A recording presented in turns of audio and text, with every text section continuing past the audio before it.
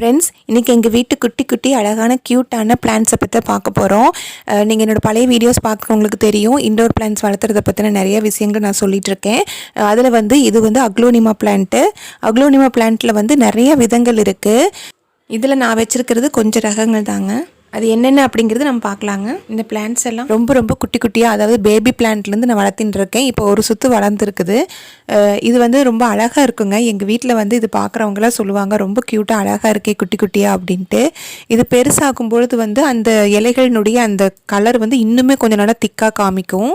நாங்கள் இருக்கிற இடத்துல வெளியே என்னதான் மண்ணு புழுதியோட காற்று பறக்குது அப்படின்னாலும் வீட்டுக்குள்ளே கொஞ்சமாச்சும் ஏர் பியூரிஃபை பண்ணி கொடுக்கணும் அப்படிங்கிற கான்செப்டில் தாங்க நான் பிளான்ட்ஸ் எல்லாம் வளர்த்தின்னு இருக்கேன். நான் வளர்த்தது மட்டும் இல்லாமல் என்ன மாதிரி சிட்டியில் கஷ்டப்பட்டு இருக்கிறவங்களுக்கும் கொஞ்சம் இது ஒரு சின்ன உதவியாவது இருக்கும், ஒரு சின்ன க்ளூவாவது இருக்கும் அப்படிங்கிறக்காக நான் வீடியோ போட்டுட்ருக்கேன்.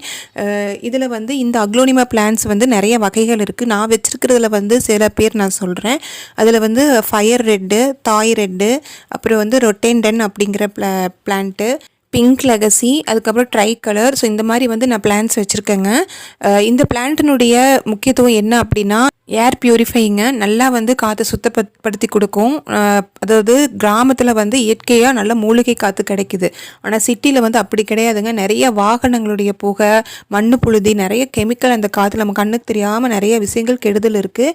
ஆனால் இந்த பிளான்ட்டெல்லாம் நமக்கு முழுமையாக ஒரு தீர்வு கொடுக்குன்னு கிடையாதுங்க. ஆனால் ஓரளவுக்காவது அதனுடைய வேலைகளை அது பண்ணி கொடுக்கும். ஸோ நல்ல ஏர் பியூரிஃபை பண்ணி கொடுக்கும். இதனுடைய மெயின்டெனன்ஸ் ரொம்ப ரொம்ப கம்மிங்க. ஆக்சுவலாக இண்டோர் பிளான்ட்டை பொறுத்த வரைக்கும் எந்த பிளான்ட்டுமே மெயின்டெனன்ஸ் ரொம்ப ரொம்ப கம்மி.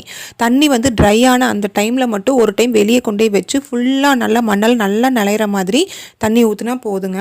அதுக்கப்புறம் அந்த தண்ணியெல்லாம் வடிஞ்ச பிறகு நம்ம உள்ளே கொண்டு வச்சிடலாம். அவ்வளோதான் மேட்ரே. இந்த பிளான்ட்டெல்லாம் எனக்கு எப்படி கிடச்சிதுங்கன்னா, எனக்கு ஒரு ஃப்ரெண்டு இருக்காங்க. அவங்க கேரளாவில் இருக்காங்க. அவங்க வரும்போதெல்லாம் இந்த நர்சரி அவங்க வீட்டு பக்கத்தில் இருக்குங்களா, அவங்க கேட்பாங்க ஏதோ பிளான்ட் வேணுமா என்ன ஏதுன்ட்டு. நான் அவங்ககிட்ட சொல்லிடுவேங்க. அவங்க வரும்போது வாங்கிட்டு வந்துடுவாங்க, நான் பணம் கொடுத்துருவேன். ஸோ இந்த மாதிரி தாங்க எனக்கு பிளான்ட் ஒவ்வொன்றும் நான் சேகரிக்கிறது.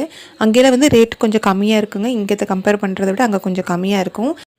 கொஞ்சம் பெரிய பிளான்ட் வாங்கியிருக்கலாங்க. ஆனால் எனக்கு பேபி பிளான்ட்டாக வாங்கி அது சின்னதுலேருந்து நாமளே பார்த்து பெருசு பண்ணணும் அப்படிங்கிற ஆசை தாங்க. ஸோ அதனால தான் நான் நிறையா பேபி பிளான்ட்ஸ் தாங்க வச்சுருக்கேன். நானே அதை பார்த்து வளர்த்துற மாதிரி ஒவ்வொரு பிளான்ட்டை பற்றின தகவலும் நான் சொல்லுவேங்க ஒவ்வொரு வீடியோவில்.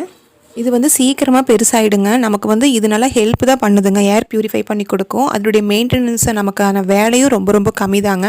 தண்ணி மட்டும் ட்ரை ஆன பிறகு நம்ம ஃபுல்லாக ஊற்றி தண்ணி வடிஞ்ச பிறகு கொண்டு உள்ளே வைக்கிறது, அவ்வளோதாங்க வேலையே. அவ்வளோ சூப்பராக நம்ம மெயின்டைன் பண்ணலாம்.